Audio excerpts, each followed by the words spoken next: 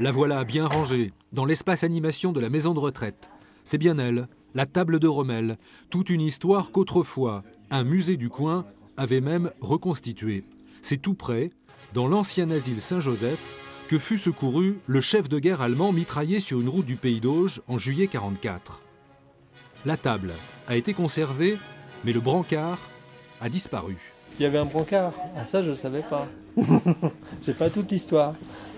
Alors il va se contenter de la table qu'un généreux mécène de l'EHPAD vient d'offrir au mémorial de Caen. Adieu Livaro, où mine de rien, on y était attaché à la table. Ma sœur, elle l'a eu pendant des années.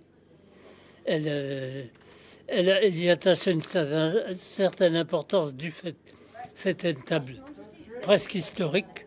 Pour aller où? Au mémorial, tiens.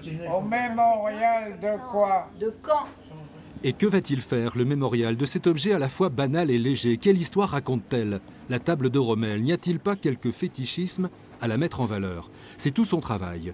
Sûr en tout cas qu'on ne la reverra pas de cette manière. Il faut remettre l'ouvrage sur le métier et réfléchir à une scénographie et un récit autour. Un musée a bien sûr des pièces qui sont présentées au public, mais derrière justement, il y a le reste des collections. Ce sont des collections qui sont conservées, qui sont protégées, qui sont documentées et qui peuvent venir aussi enrichir ces parcours à plus ou moins long terme. Bref, elle va rejoindre les réserves du musée. Elle attendra son heure. La table de Rommel, affaire à suivre.